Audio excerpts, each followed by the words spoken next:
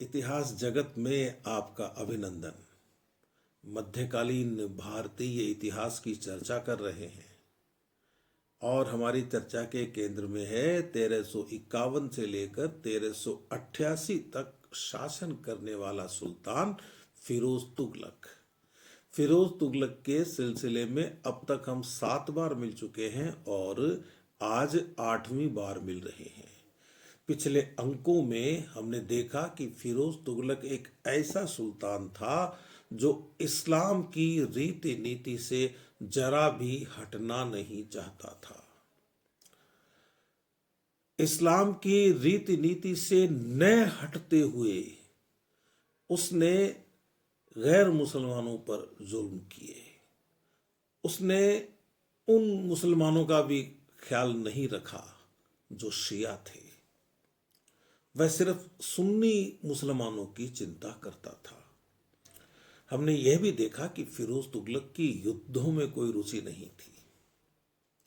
यद्यपि उसको युद्ध करने पड़े, यद्यपि उसे विद्रोहों को दबाने के लिए जाना पड़ा, लेकिन उसका स्वभाव युद्ध करना नहीं था। इसके अलावा हमने देखा कि उसने अपनी सेना पर ज्यादा ध्यान नहीं दिया। उसने जागीर प्रथा को पुनः प्रारंभ कर दिया और उसकी सेना गतिहीन हो गई, आलसी हो गई, निकम्मी हो गई। इसके नतीजे उसको भुगतने पड़े। दिल्ली सल्तनत के पतन का और खास तौर से तुगलकों के पतन का एक बड़ा कारण सेना का निष्क्रिय होना भी रहा। उसने कुछ राजस्व संबंधी सुधार भी किए, उसने नहरें भी बनवाई। उसकी रुचि नगर बसाने में थी, उसकी रुचि बाग लगवाने में थी, उसकी रुचि दास रखने में थी। जिस तरह से जागीर प्रथा को पुनः प्रारंभ करके फिरोज तुगलक ने तुगलक शासन की कब्र खोद दी थी, उसी तरह से उसने दास प्रथा को बढ़ावा देकर एक तरह से दिल्ली सल्तनत का भविष्य ही बर्बाद कर दिया था।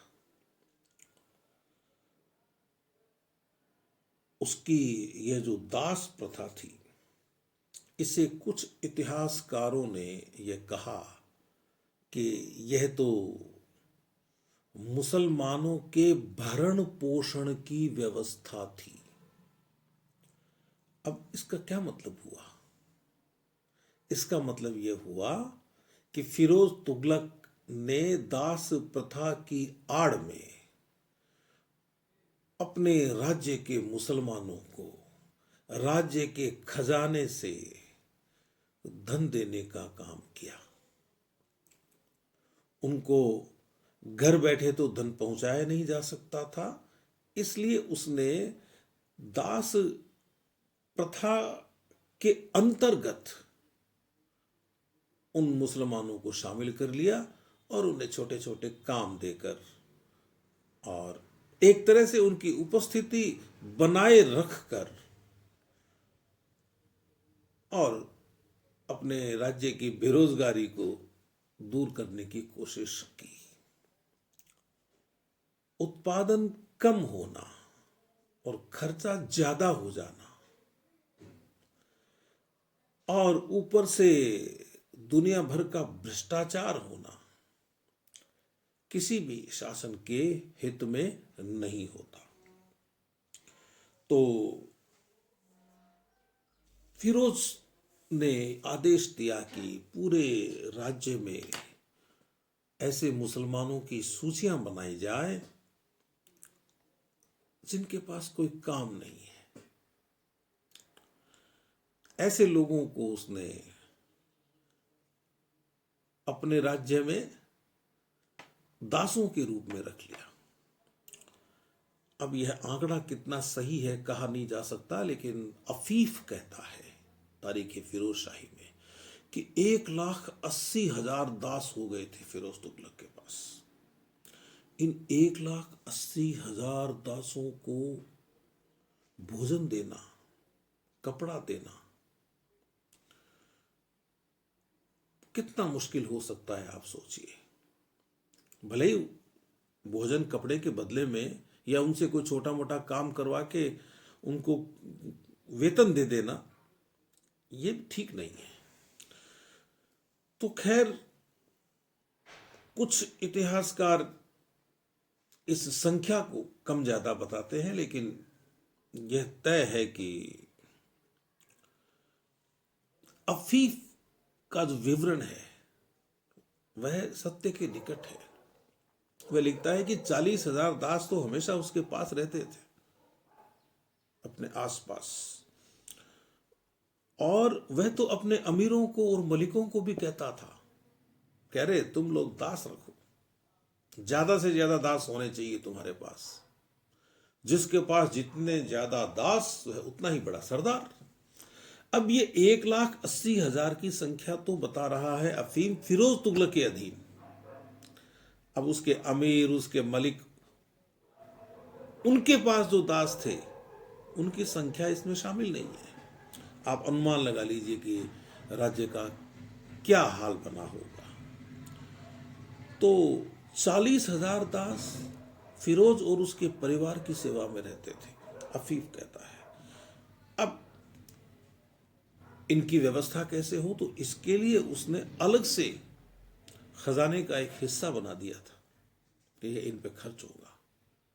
अब इन दासों को पढ़ाने की व्यवस्था भी की कि भाई इनको थोड़ा बहुत पढ़ाया जाए, सिखाया जाए, जब रख ही लिया है तो।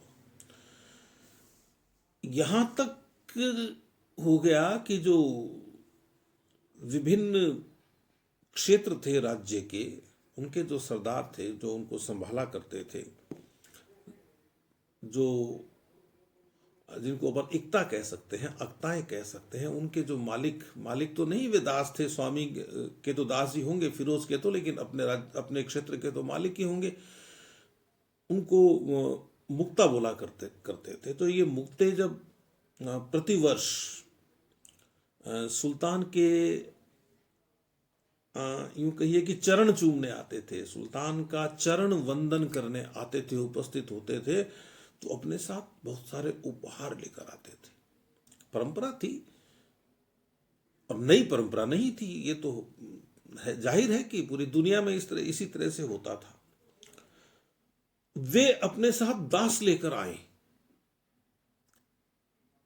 इस बात को फिरोज बहुत पसंद करता था, तो वे अपने साथ दास लेकर आते थे, और सुल्तान बड़ा खुश होता था कि साहब देखो ये मुक्ता ज़्यादा बढ़िया है जो दास लेकर आया है, इसके उपहारों में दास शामिल हैं, इसलिए ये ज़्यादा अच्छा है।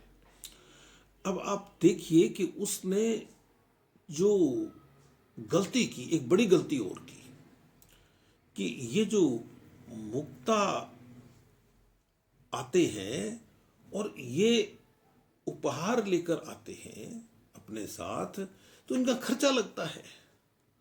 तो इनको क्या है कि महसूल में मुजरा कर दिया जाए, यानी जो उनकी जो आय है उस आय में से इस खर्चे को कम कर दिया जाए, कम करके दिखाया जाए।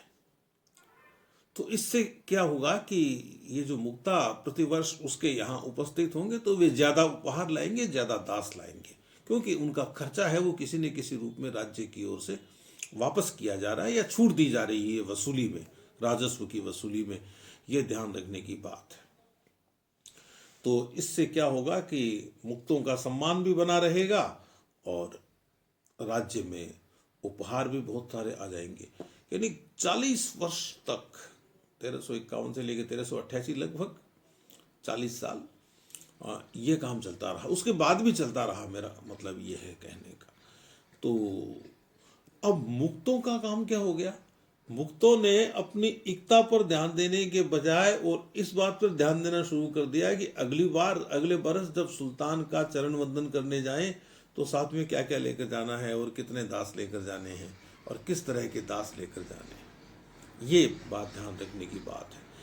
अब इतने सारे दास इकट्ठे हो गए राजधानी में कि उनको उनको बसाया कहाँ जाए, कहाँ भेजा जाए उनको। तो उसने क्या किया कि उन दासों को भेजा दूर दूर। कुछ को भेज दिया मुल्तान, कुछ को भेज दिया दीपालपुर, कुछ को भेज दिया हिसार फिरोजा, कुछ को भेज दिया गुजरात। भीड़ इकट्ठी कर करके रवाना कर दी कि इनका वेतन तो राज्य देता रहेगा और इनको दूर शिफ्ट किया जाए, क्योंकि दास रखना गौरव की बात थी। फिरोज तुगलक बड़ा प्रसन्न था कि देखो मेरे इतने सारे दास हैं, बस यही भाव था, मुख्य बात यही थी। और तो और ये कर दिया गया कि यदि इनके खाने की व्यवस्था नहीं हो रही है तो ये फौज से रोटी लेकर खाएंगे, इनकी रोटी का इंतजाम फौज करेगी। यानी फौज पर एक अनावश्यक भार उसने डाल दिया। इनके खर्चे के लिए अलग से गांव दे दिए गए, दे दहादर वजहदात। तो जो दिल्ली में जो दास थे उनका वेतन तय कर दिया गया कि साहब इनको वेतन मिलेगा 100 टंका, 50 टंका, 40 टंका, 30 टंका, 25 टंका, 10 टंका से कम किसी का नहीं। या तो उनको प्रति माह वेतन मिल जाता था, या 6 माह से मिल जाता था, या 3 माह से मिल जाता था। फिर उनको अब ये करेंगे क्या? बोले साहब इनसे कुरान पढ़वाओ। तो उनको कुरान पढ़ने का काम दिया गया, कुरान याद करने का काम दिया गया, कुरान की प्रतियां बनाने का काम दिया गया। और कुछ को सुल्तान हज करने भेज देता था कि मेरे दास हैं, फिरोज तुगलक के दास हैं, तो उनको हज करने का अवसर भी मिलना चाहिए। और कुछ दासों को उसने कारीगरी की तरफ मोड़ दिया। ये काम ठीक हुआ, कुछ नहीं तो कुछ तो करवाया जाए उनसे। तो विभिन्न प्रकार के शिल्पों में उनको दाखिल कर दिया गया कि साहब ये शिल्प करेंगे, कारीगरी करेंगे, काम करेंगे। जब उसकी सवारी निकलती थी तो 40,000 दास उसके पीछे होते थे, आप देख लीजिए। तो ये जो दास जब आगे पीछे होते थे सवारी में, तो फिर ये विभिन्न प्रकार के कर्तव्य भी करते चलते थे। कोई पहलवानी करता हुआ चल रहा है, कोई पीछे तलवारें लेके चल रहा है। अलग अलग तरह से उनके समूह बना दिए गए और उनको दास तो चलेंगे सो चलेंगे, उनके परिजन भी पीछे पीछे चलेंगे, है ना। तो इस तरह से धनुर्धारी दास, धनुष लेकर चलने वाले आगे पीछे, तलवार लेकर चलने वाले, बंदेगाने आवर्द यानी युद्ध करने वाले दास, शिकार करने वाले दास बाहुली। इस तरह से मतलब अलग अलग समूह बना के और दासों को सुल्तान की सवारी के साथ निकाला जाता था बाहर। तो देखने वाले देखते कि वाह क्या बात है, कितने सारे इसके सुल्तान हैं। फिर उसने काम भी बांटे, ऐसी बात नहीं है। आबदार यानी वे बंदे, वे दास जो बंधन में हैं लोग, पानी का काम देखें। शराबदार, जामदार यानी वस्त्रों का काम देखने वाले। और इसके अलावा जो रसोई का प्रबंध करने वाले हैं वे मत बखी। इत्रदार एक हो गए, छत्रदार जो छत्र लेके चले, पीलवान, हाथी वाले दास, है ना। कई दारूदार जो औषधि का दवा का काम देखें, संग तराश, पत्थरों को तराशने वाले। कई तरह के हो गए।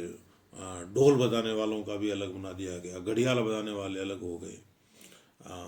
किताब खाने में भी यानी लाइब्रेरी में भी दास रहेंगे।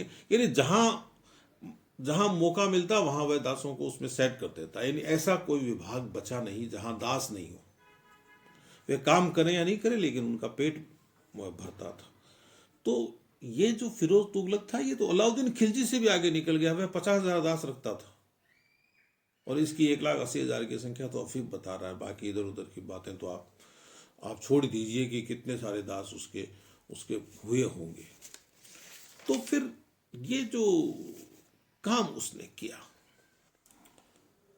अब एक पक्ष तो है, इतिहासकारों का एक पक्ष कहता है कि साहब इतने सारे लोगों को काम दिया उसने, उनका पेट भरा।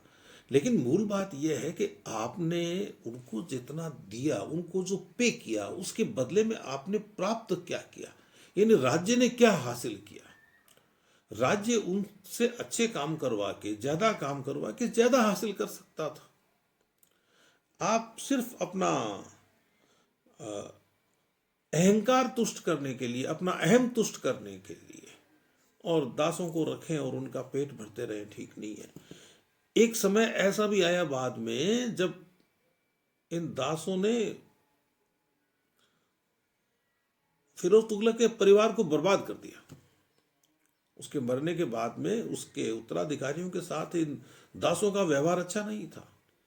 एक तो कोई उत्तराधिकारी दमदार हुआ ही नहीं, और दूसरा जो थोड़े बहुत थे, कोशिश की भी किसी ने कुछ समय तक रह के, तो उसको इन दासों दासों ने काम नहीं करने दिया। इनके समूह बन गए, इनके संगठन बन गए और ये राज्य के हर क्षेत्र में घुस गए। तो इस दास प्रथा ने, यह नहीं कहना चाहिए कि खाली तुगलक वंश का ही अंत किया, इसने सल्तनत को भी बर्बाद कर दिया। ये ध्यान रखने की बात है। और ये जो गुलाम की प्रथा है, गुलाम बनाने की प्रथा है, ये प्रथा तो वैसे भी बहुत बुरी प्रथा है, लेकिन मध्यकाल में ये चलता था, ये होता था। अनेक सुल्तान ही गुलाम हुए हैं, हम जानते हैं। तो फिरोज तुगलक के सिलसिले में हम एक बार और मिलेंगे, उसके कुछ निर्माण कार्यों का जिक्र करेंगे, उसकी मृत्यु का जिक्र करेंगे, उसके बाद में तुगलक वंश का क्या हुआ उसकी बात करेंगे। तो हम पुनः मिले, हमारी फिर से मुलाकात हो, तब तक आप अपने इस मित्र को अनुमति दीजिए। नमस्कार।